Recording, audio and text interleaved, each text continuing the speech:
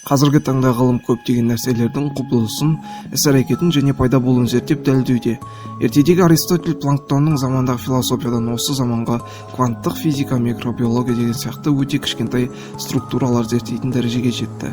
Ғылым былайша айтқанда осы өмірде сүріп жатқан адам үшін табиғаттағы құбылыстарды түсіндіріп, дәлелдеп беруге өмір сүріп жатыр.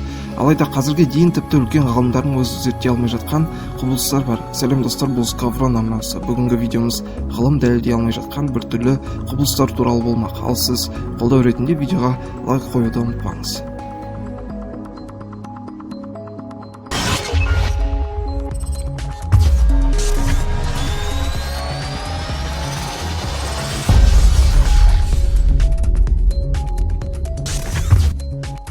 Плацебо эффекті. 1996 жылы 56 адам жаңадан шыққан треварикаин жансыздандыратын дәріге тестілеу үшін волонтер болды. Әрбір еріктінің бір саусағын осы треварикаинмен майлап, басқа қолындағы саусағын бос қалдырды. Содан соң бұл саусақтарды арнайы құралмен қысады. Еріктілер жансыздандырғыш дәрі жағылған саусақ жағылмаған саусақтан азырақ ауырды деп айтқан.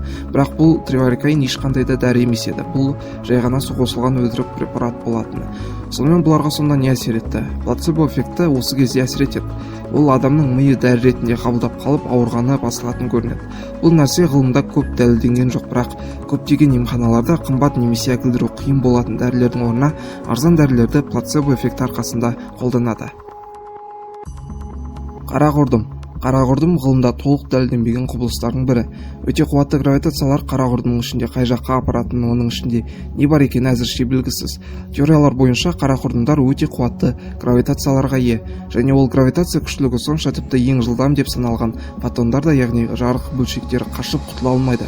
Эйнштейннің салыстырмалық теориясы бойынша ондағы әрбір секунд шынайы өмірдегі миллиондаған жылдарға тең болады.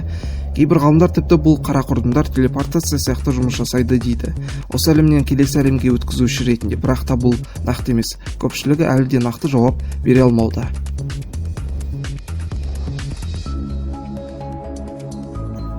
Жұқпалы есінеу.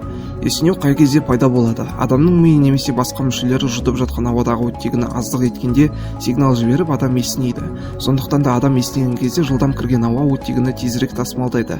Ал бұл жерде тағы бір қызықты нәрсе бар. Адам есінегенде қасындағы тұрған адам да есінейді. Мысалға алғанда сіздің қасыңыздағы адам есінегенде сіздің де есінеуге ықтималдылығыңыз жоғары. Біз күніне өте көп есінеміз. Демалғанда, шаршағанда, тіпті тым еңбектемесек те есіне аламыз. Айтпақшы, сіз де дәл қазір есінеген боларсыз. Лайк басып кетуді ұмытпаңыз, ал біз жалғастырамыз.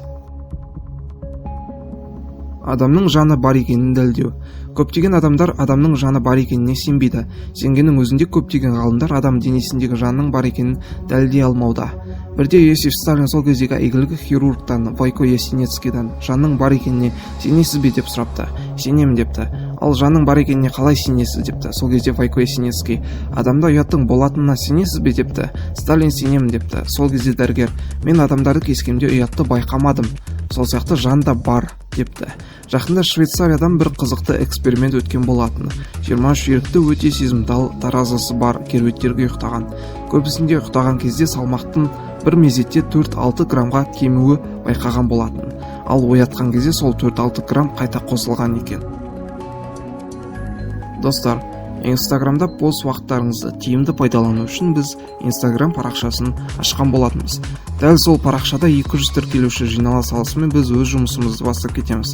Ол жақтан да қысқаша пайдалы видеолар шығарып тұратын боламыз. Сілтеме астында болады, немесе экрандағыдай іздесеңіз таба аласыз. Ал біздің видеомыз соңына жетті. Сіздермен бірге болған Скаврон арнасы. Егер видеоны лайк қойып тіркелмесеңіз, тіркеліп кетуді ұмытпаңыз.